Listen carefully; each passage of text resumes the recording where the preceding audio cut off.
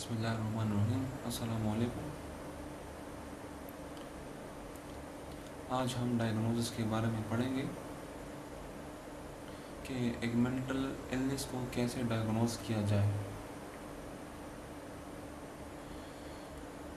Mental illness को diagnose करने से पहले हमें कुछ इल्म होना चाहिए कि इलनेस कौन कौन सी है, और एक स्टेप हमारे पास होना चाहिए ताकि उन स्टेप्स को फॉलो करते हुए हम कोई मेंटल इलनेस को डायग्नोस कर सकें। फर्स्ट ऑफ ऑल मैं आपको ये बात क्लियरली समझा दूं कि मेंटल इलनेस ज़हनी बीमारी, फॉर एग्ज़ाम्पल ये आप सामने एक तस्वीर देख रहे हैं स्क्रीन पर। इस तस्वीर में आप देखें तो एक बहुत लंबा शख्स जिसकी हाइट बहुत ऊंची है और एक बहुत मुख्तसर शख्स जिसकी हाइट बहुत छोटी है। तो क्या इन हाइट्स की वजह से उनको मेंटल इलनेस हो सकता है कि नहीं? ऐसी स्टडी को हम एबनॉर्मल साइकोलॉजी कहते हैं। देखिए, एक बात मैं आपके सामने क्लियर कर देना चाहता हूँ, वो ये है कि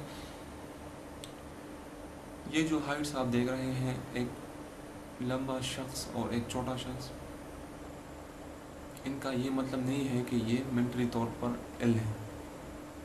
हाइट इलनेस की वजह हो सकती है जब तक कि ये आपकी ज़िंदगी को असरअंदाज ना करे, यानी कि एक बीमारी जो कि आपकी ज़िंदगी को मुतासिर ना करे वो उस टाइम तक मेंटल इलनेस नहीं कहलाती। जैसा कि ये दो शख्स हैं, अगर इनकी इन हाइट्स की वजह से मुतासिर ना हो तो ये मेंटल इलनेस नहीं कहलाएगी और ये अपनी ज़िंदगी अच्छे तरीके से नॉर्मल कैसे बसर कर सकते हैं। तो मेरा पॉइंट ये है कि मेंटल इलनेस या एक ज़हनी बीमारी तब बनेगी जबकि वो बिहेवियर आपकी ज़िंदगी को अफेक्ट करे।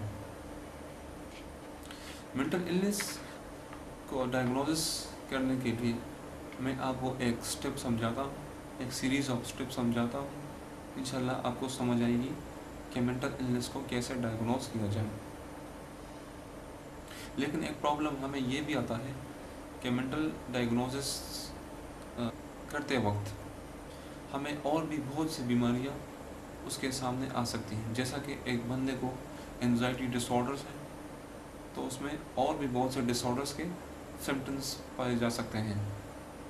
तो मैं आपको एक सीरीज़ समझाता हूँ कि कैसे मेंटल इलनेस को डायग्नोस किया जाए।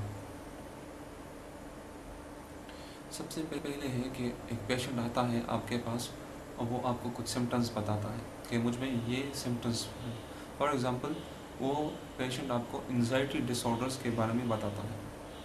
एंजाइटी डिसऑर्डर्स क्या है वो हम बाद में दूसरे लेक्चरों में हम स्टडी करेंगे। लेकिन फॉर एग्ज़ाम्पल एंजाइटी डिसऑर्डर्स की एक मिसाल मैं आपको देता हूँ। एक बंदे पर बहुत ज़्यादा पैनिक अटैक आता है। पैनिक अटैक क्या है कि वो रास्ते पे जा रहा है या कुछ सामान ख़रीदने बाज़ार जा रहा है और अचानक ही उसके जहन में, उसके सिर में दर्द शुरू हो जाता है। इसको कहते हैं पैनिक अटैक। एग्जाम्पल, एक बंदा आपके पास आता है जिसको एंजाइटी डिसऑर्डर्स का मसला है, एंजाइटी डिसऑर्डर्स हैं, तो हम उसे कैसे डायग्नोस करेंगे? एंजाइटी डिसऑर्डर्स को हम बाद में पढ़ेंगे डिटेल्स में कि एंजाइटी डिसऑर्डर्स क्या है। आप ऐसा समझ लें कि एक बंदे को डिसऑर्डर्स हैं, मेंटल डिसऑर्डर्स हैं, वो उसको डायग्नोस कैसे किया जाए। फॉर एग्ज़ाम्पल मैं एक डॉक्टर हूँ और मैं उसको डायग्नोस कैसे करूँगा? तो सीरीज़ ऑफ स्टेप्स को हम फॉलो करेंगे। फर्स्ट ऑफ ऑल है brief reaction to stressful events.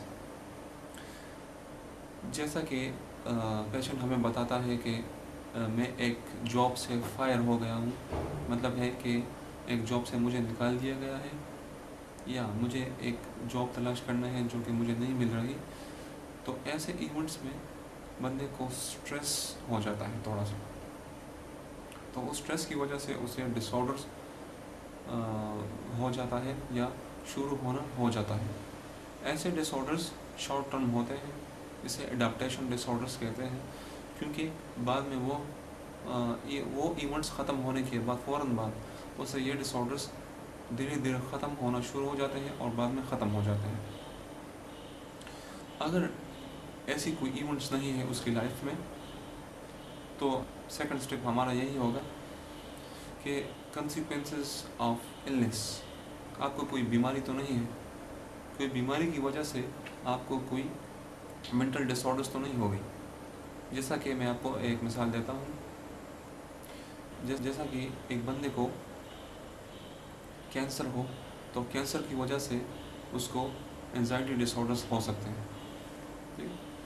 अगर कोई बीमारी भी नहीं है तो हम थर्ड स्टेप पर आते हैं कि क्या वो बंदा अल्कोहल या कोई ऐसी ड्रिंक्स तो नहीं यूज़ कर रहा जो कि उसके लिए कोई मेंटल डिसऑर्डर्स का बायस बन रही हैं। अगर वो भी नहीं है तो फिर कोई साइकोटिक और डिप्रेसिव मेंटल डिसऑर्डर्स यही हो सकते हैं, मतलब उसको कोई मेजर डिप्रेसिव डिसऑर्डर्स हो सकता है जो कि एक मेंटल इलनेस है। अगर ये भी नहीं है तो फिर हमारे पास और भी बहुत से कैटेगरीज हैं मेंटल इलनेस के, वो हो सकते हैं जैसा कि री एक्सपीरियंसिंग ट्रॉमेटिक इवेंट्स, इसको कहते हैं पोस्ट ट्रॉमेटिक स्ट्रेस डिसऑर्डर्स। मसलन कोई बंदा ऐसे इवेंट्स को याद कर रहा है जो कि उसके लाइफ में गुजर चुके हैं, उसे याद करके वो उसे एंजाइटी डिसऑर्डर्स या उसे मेंटल डिसऑर्डर्स हो रहे हैं। फॉर एग्ज़ाम्पल, आपके कोई ऐसे शख्स का मर जाना जिसे आप बहुत लाइक करते हो और इस इवेंट्स को बार बार याद करना, तो ऐसे सिचुएशन में बंदे को एक स्ट्रेस हो जाता है, एक डिसऑर्डर्स हो जाता है, उसको कहते हैं हम पोस्ट ट्रॉमेटिक स्ट्रेस डिसऑर्डर। बाज़ लोगों को फोबिक डिसऑर्डर भी होता है। फोबिक डिसऑर्डर्स क्या है? फियर ऑफ ऑब्जेक्ट्स, आप किसी चीज़ से डरते हो। फॉर एग्ज़ाम्पल, आप तारीकी से डरते हो, आप हाइट से डरते हो, तो ऐसे सिचुएशन में आपको डिसऑर्डर्स हो सकता है। और भी ऐसे बहुत से डिसऑर्डर्स हैं जैसा कि ऑब्सेसिव कंपल्सिव डिसऑर्डर्स। हम इंशाल्लाह बाद में इन सभी डिसऑर्डर्स के बारे में तफसील से पढ़ेंगे। फ़िलहाल के लिए आप यही स्टेप्स को फॉलो करते हुए कोई मेंटल डायग्नोसिस कर सकते हैं। नेक्स्ट लेक्चर तक अल्लाह हाफिज़।